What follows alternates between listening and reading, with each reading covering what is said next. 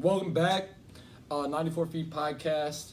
NBA episode 2. Yep. Today we got the mock draft. We got a little bubble update. Yep. And that's what we doing. That's what we're doing today. So, bubble update in the NBA. Two big names, big enough names, declare they're not going to be playing in the bubble. Mr. Victor Oladipo and Bradley Beal. Yep. Now, Victor Oladipo reason behind not playing is he wants to rest up and get healthy. Now, in his position, would you do the same thing if he was coming off a knee injury and you have maybe not the greatest chance of winning anything this year? I mean, I don't get the part where it's like I want to rest up because he already came back in the season. You right. But I do see the part where it's like we're not even going to be contending because Indiana's not going to win anything. So no. I'm not against them not playing because if you're not a contender and he is off of a knee injury, so I think it's good for him taking that break, getting right, taking a year off. Bradley Beal was a surprise to me because he's one of the better players in the league. I consider him a top 20, top 25 player in the league, and should have been an all-star. I don't know why he wasn't an all-star. He should have It doesn't been. make no sense. Yeah, that kind of surprised me. But hey, you gotta deal with it. Players are gonna drop out. Players are gonna choose their safety and their health over playing basketball, and I can understand that.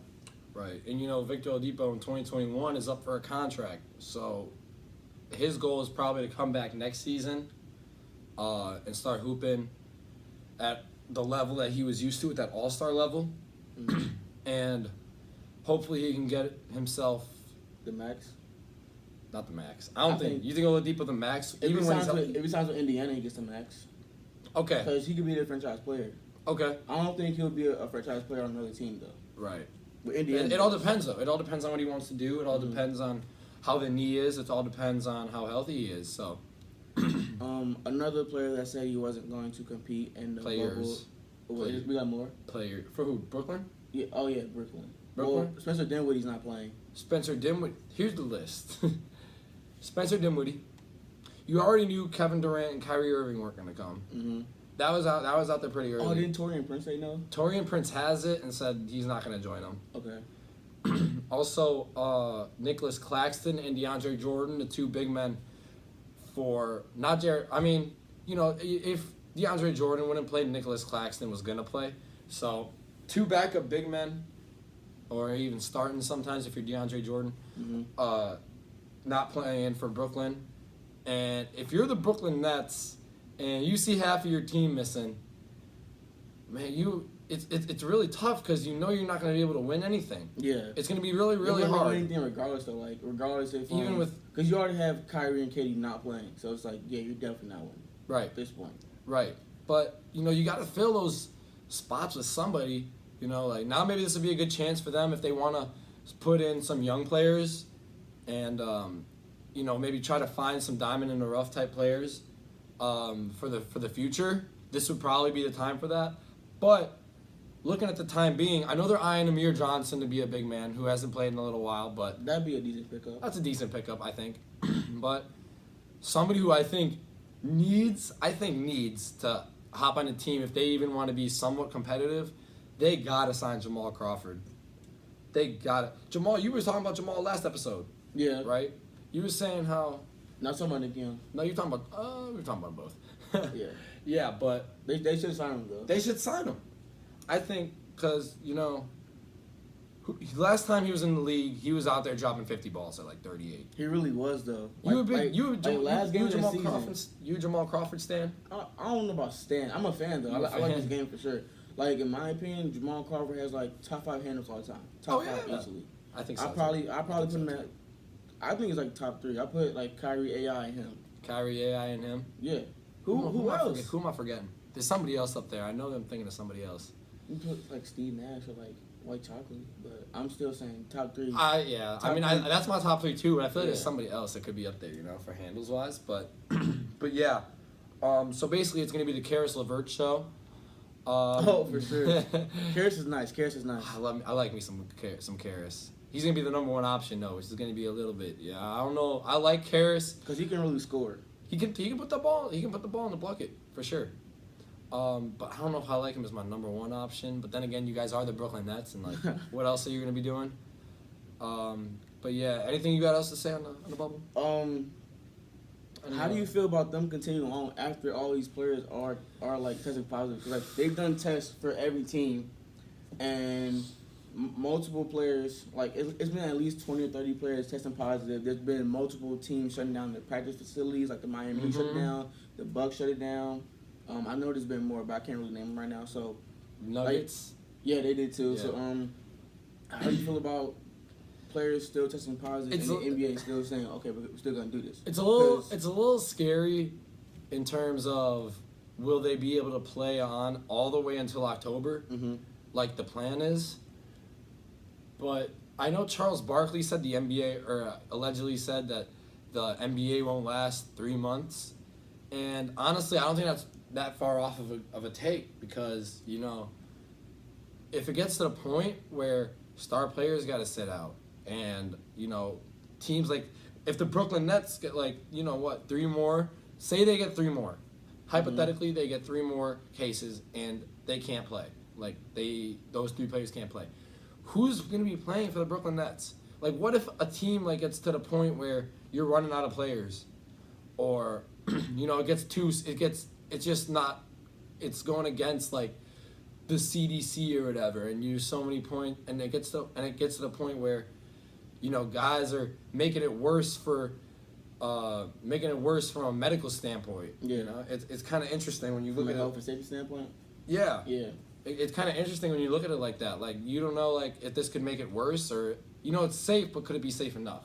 Yeah, because when I heard about the Miami Heat news, that was 2-3 days ago max. Yeah. And they already saying Derrick Jones Jr. is already clear from it. So you telling me you're clear from Corona in less than a week? I mean, it's possible. I don't know. I think what they want. I think you can recover from it. But you still got self quarantine for 2 weeks. You still got to self. Yeah, that's so that's the thing. I don't see how you catch it in not even a week ago and you're already clear from it, because they said today he was cleared from it, and he showed up in Orlando. Right. Yeah. Right. So I don't know about that. So, but that's all I got about the NBA bubble so far. Oh, Landry Shamet. That right after I was talking about the Clippers' depth, Landry Shamet he ain't coming. He got corona, so he's not gonna come.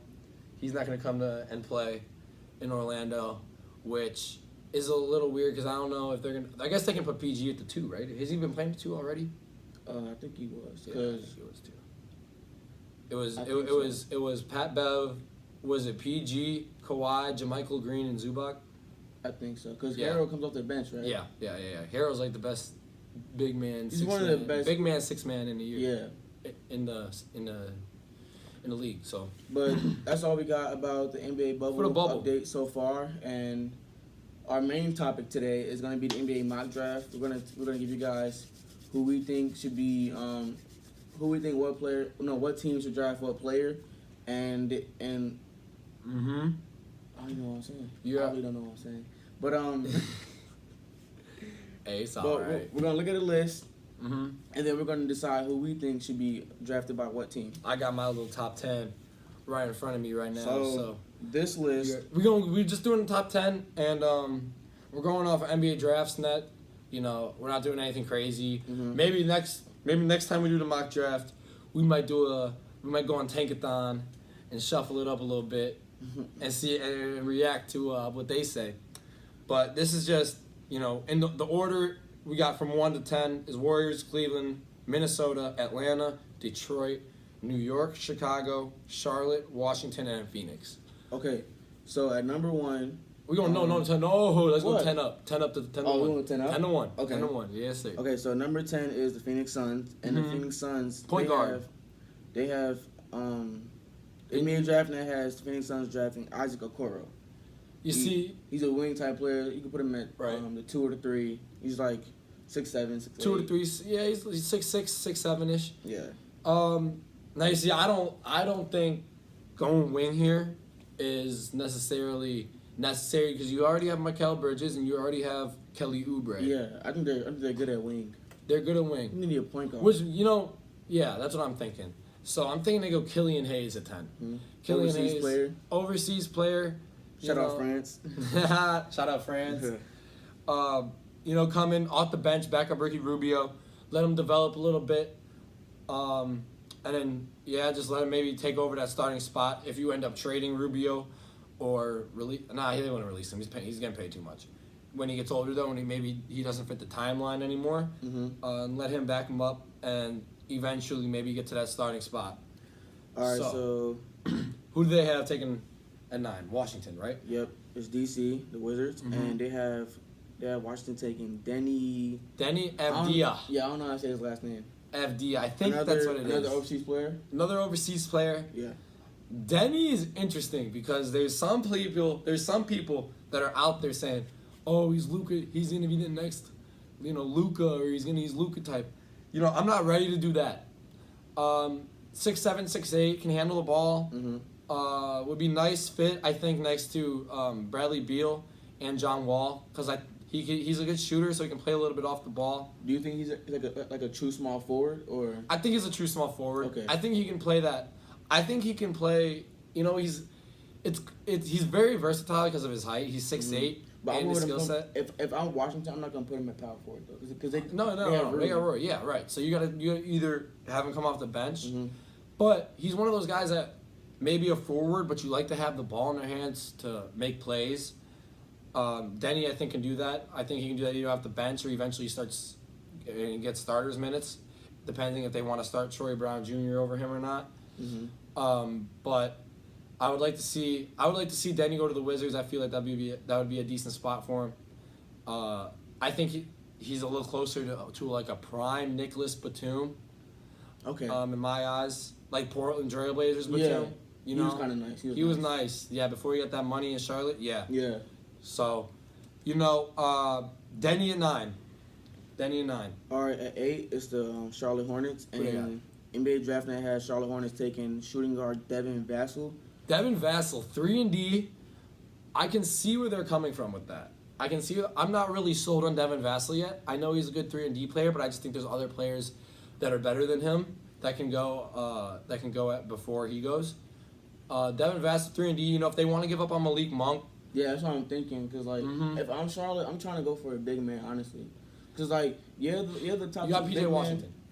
Yeah, but he's powerful. I'm talking like a true center. Like I need a center. Like they already have wings with Miles Bridges and Malik Monk, and then they got their PG and Devontae Graham.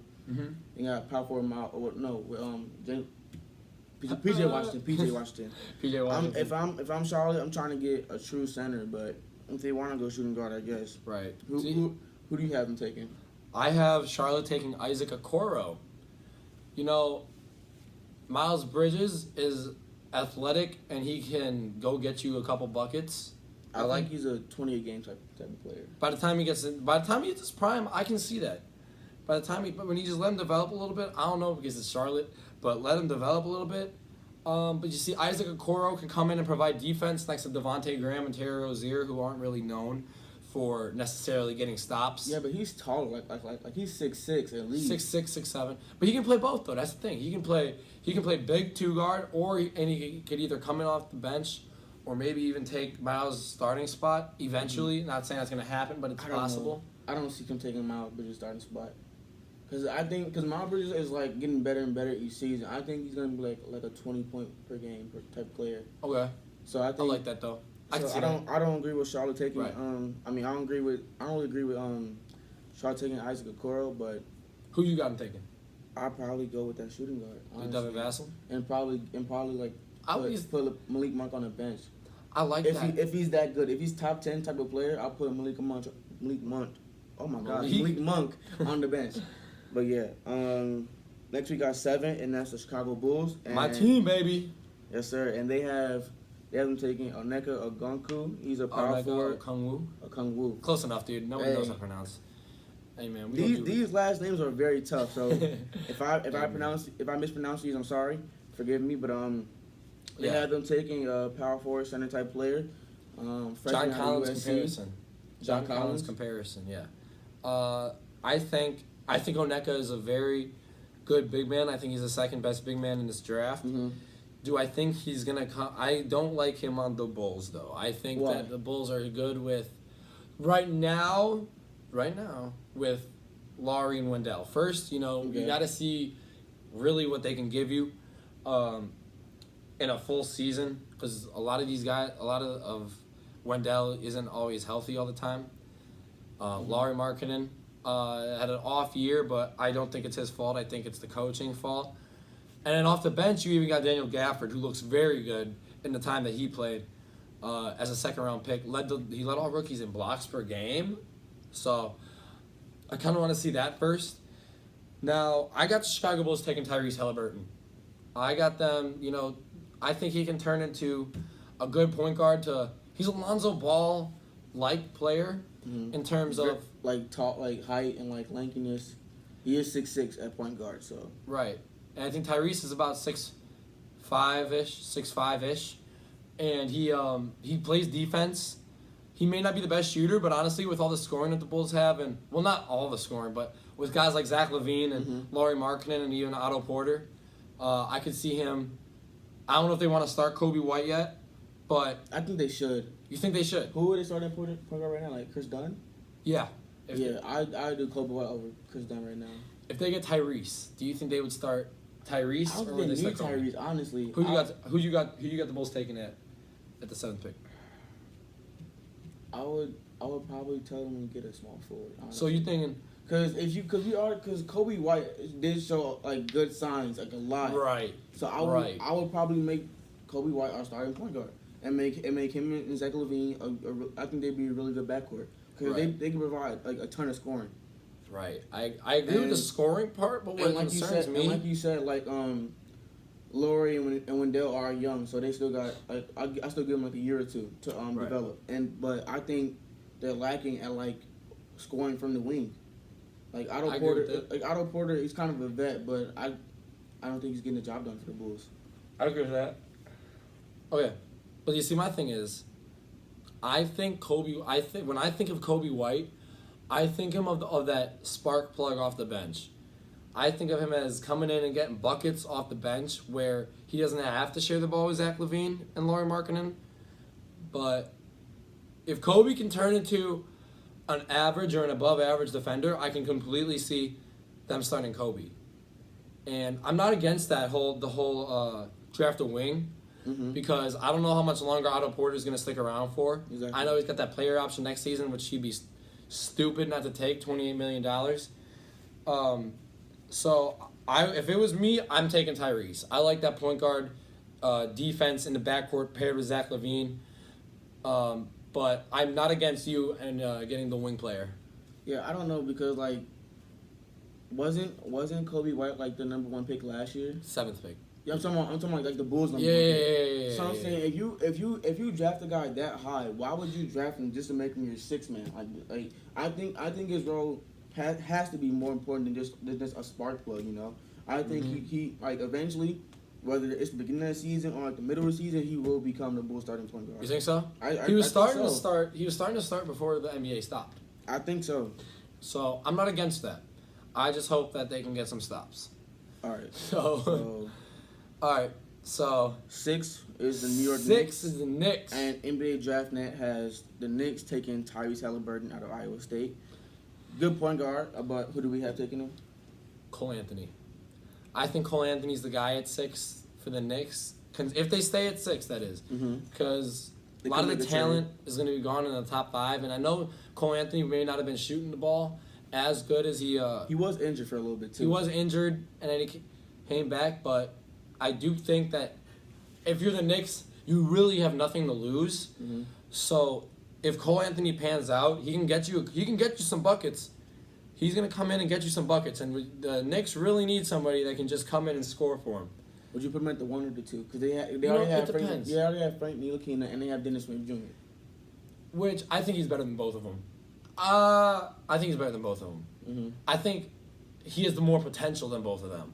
Because Dennis Yeah. Smith want to get out of there, and Frank is ready for a new change. I think they get rid of Frank. I think they keep I like Dennis, You think? but get rid of Frank. But I think Dennis is unhappy. Dennis is kind of a little unhappy in New York. I don't know how he likes it in New York right now. But say they keep him. I say you can keep Dennis Smith and put Cole Anthony. Because honestly, you just got to find out what you have right now if you're the Knicks. Frank, I think, is a good player when it comes to defense. But I don't know if New York is going to be his spot for much longer. I think he definitely needs to see a new change of scenery. But Cole Anthony is the guy I got taken. The Knicks taking at number 6. I kind of hope Kevin Knox develops well for them, because It's such an off year. they need wing scoring, and They I don't do. think They need scoring. They need scoring. I mean, I think Julius Randle. When Julius Randle is like on top of his game, he's a 2010 type of player. I agree. Who do they have at center? I don't remember. Who's their center? Their center's Mitchell Robinson. Honestly, I think I think he's the best. I think he's a very good rim protector. Oh yeah. He's But- so long, but- and but- I think he's the best asset they have. but- I think he's the best player, honestly, if we're being honest. I think Like overall, like defensive wise, because defensive wise, he's their best player. But like all he has is defense, in my opinion. But he's a lob threat. If he can develop his offense a little bit more, yeah, I think that'd be good. But I think in the long run, I think you keep Mitchell Robinson over anybody else on the team, because he can turn into big time rim protector, big time lob threat, which might pair good with a pick and roll with him and Cole Anthony. Mhm. So, you gotta look at that and think, this is their guy. all right. So that At the was moment. what 6? That was 6. Yes. Now we're getting to the top Top five. five. Top 5. This is At where 5, this we is have where it gets interesting. Detroit Pistons. This is where it gets really and interesting. Detroit. NBA draft night has Detroit taking Killian Hayes. Who at- we at got point guard, at 10? That's who I got at 10. but we have Detroit taking LaMelo Ball. Ooh. And why do we have them taking LaMelo at 5? Listen, in terms of fit, the top 4, Mhm. top 4 probably don't go LaMelo. He might. It's possible, and I'll get into that a little bit later. I think he will definitely be gone by the 4th pick, but we're just basing this off who we think fits what team best, and That's what I'm doing. Yeah, that's what we're doing. and obviously we think Detroit fits or LaMelo fits Detroit best, but realistically I don't think At this point in the I draft, don't think he'll be at the 5th pick. I think he'll be gone before the 5th pick. Honestly, you think that? yes.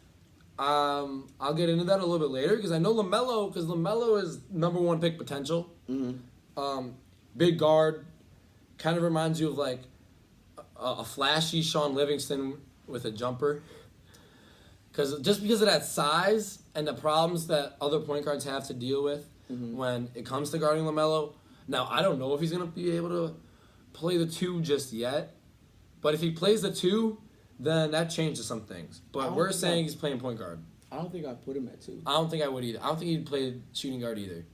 I mean, if I do, I'll make him a ball dominant 2. Yeah, that's what I'm thinking. Like that. Like bring the ball up the court type of 2. That's what I'm thinking.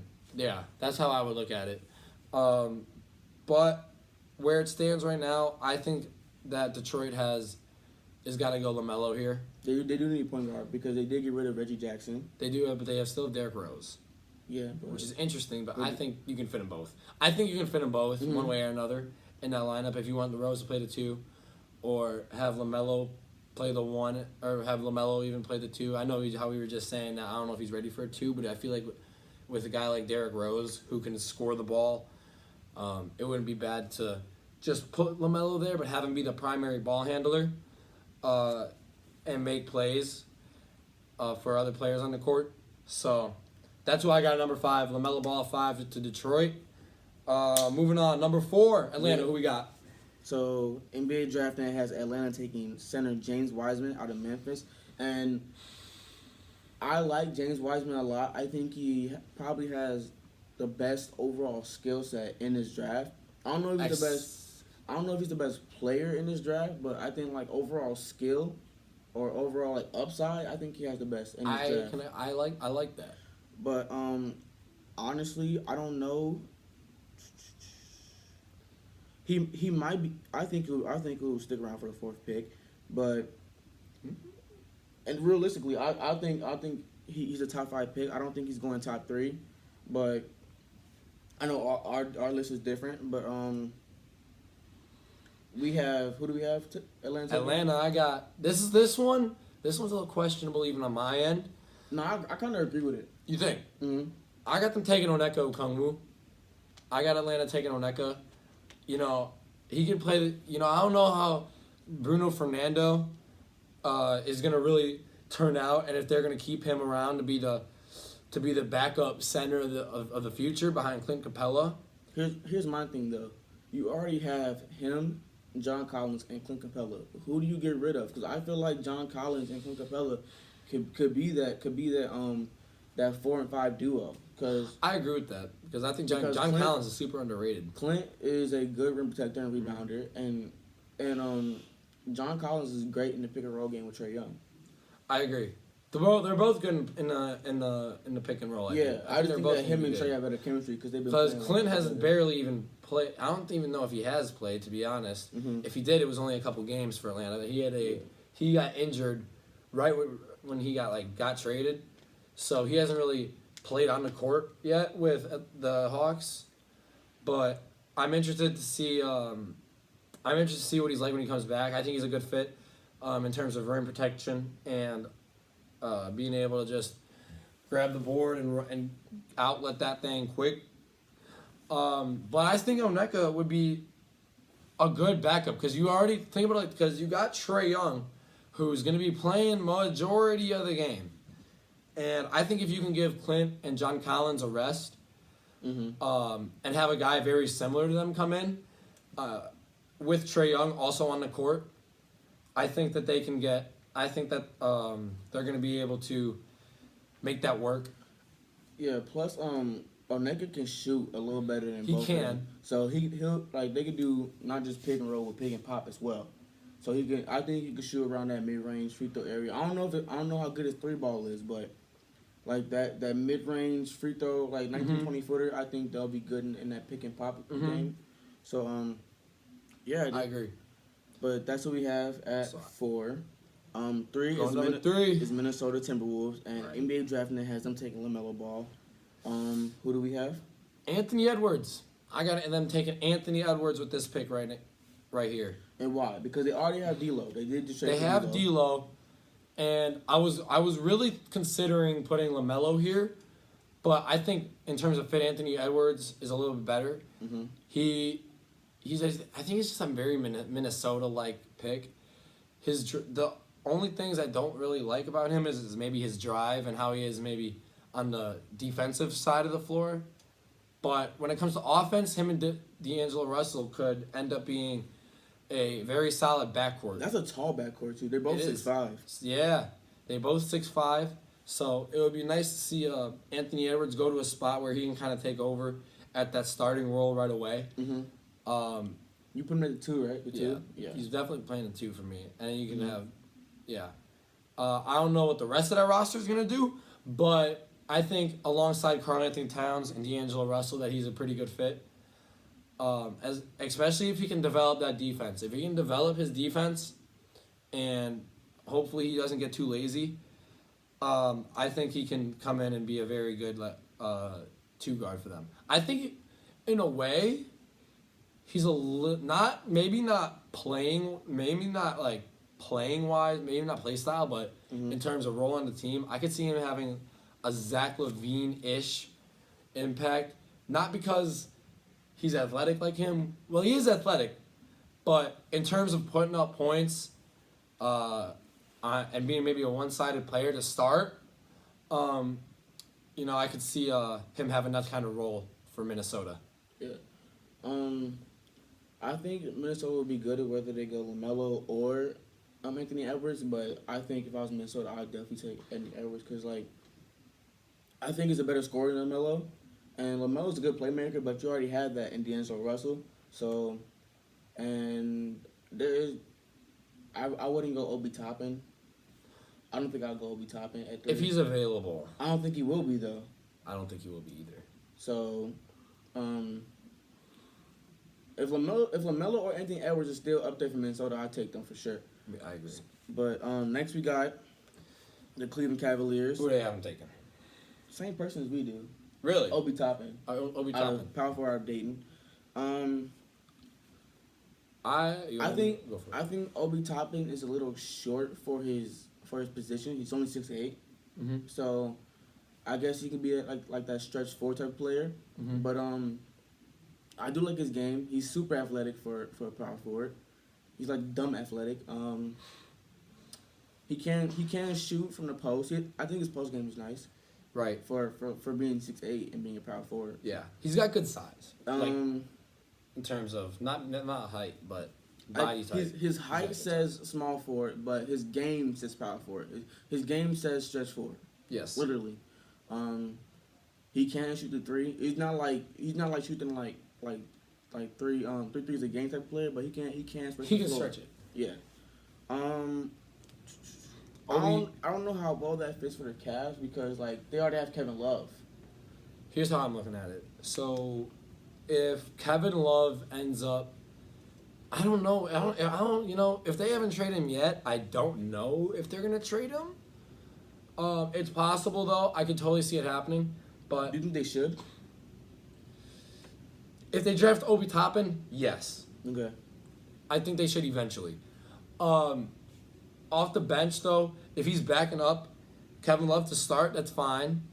I'm okay with that to start. I think I'm okay with that with any prospect really, unless you're really really good. Mm-hmm. But just let him get the feel of it. I look at him as like Serge Ibaka with a dunk package. Yeah, I like that. Because he's a rim protector. I say a better post game though. Yeah, I can say that. Like a more complete. Some people post-game want to Surge. compare him to Amari Stoudemire. I don't know if I feel like I don't know if I like that yet due to the size aspect. Yeah. I think he's more of a Serge Ibaka with a dunk package. Okay. Yeah, I like that comparison. Because of the defense. Yeah. What's I about to say? I don't remember, but I think Cavs going with a forward and not a guard is smart because they already have That's Colin Sexton and Darius Garland, and then they can put Kevin Porter Jr. at the small forward. yeah. I think Even though he's 6'6", I think he can still be a solid small forward for them. That's why I don't see the Cavs taking LaMelo or Anthony Edwards. Now there is the argument, best player available. The Cavs suck. Go best player available. I'm not against that argument, but I think that Obi Toppin, the skill set and the players you have, I think it just works. Here's my thing though: if the Cavs do decide to go guard, if let's say they get LaMelo or Anthony Edwards, I think they need to get rid of one of their point guards. Right. Who do you think they should get rid of though? I say Colin Sexton. It's confusing because you don't really know what you have in these guys yet. I think you got to give them like at least another year, and see what the value looks like for some of them. I think with Colin Sexton, all you're getting is like scoring on the offensive side and like perimeter defense. But with Darius Garland, you can get scoring, leadership, and you can get playmaking because he has good vision. He is a good passer, and although he is shorter than Colin Sexton, he can still score the ball really well. Oh, yeah. So if the Cavs do decide to go guard for some stupid reason, I think they should go with Anthony Edwards because he's like I said, he's more of a shooting guard type, and he can really score the ball. But yeah, I think they should go with Obi Toppin overall. I agree. And number 1 pick is the Warriors. And this is controversial. Yeah. James Wiseman is who I got them taking. I agree with that, but NBA DraftNet has been taking Anthony Edwards, which I disagree with that completely. I don't think he's a Warriors. I don't think Anthony Edwards is a Warriors player. Why do you think they should sign? They should draft James Wiseman. James Wiseman, the first time the Warriors would have a player on their roster that can consistently go to the post and score the basketball, inside scoring. You're getting Clay back. You're getting Steph back. Now imagine that and applying a James Wiseman. Now maybe he can't. He's not the greatest 3-point shooter. He got a little midi, but maybe he's not the greatest 3-point shooter. But I think it's what the Warriors are used to. Only this time, he's a lot better when it comes to being on the inside. I see Embiid comparisons. Sure. I maybe would say like Embiid, but like not as, but he's not as, like frame wise not as big as Not- Embiid. that's but, what I like, was game thinking. game wise. I see that because he can score really well for the 7-footer. oh yeah, 7'1", I think. I think he's a little over. He is 7'1". He is 7'1". He's He's a little over. I don't think he needs to put on weight because I think he'd be fine with the weight he is. He's gonna gain natural weight. Yeah, I just think that the Warriors need a big man that can get them 20 a game. Because Right. Draymond's not going to get you 20 a game. Kevon Looney won't get you 20 a game either.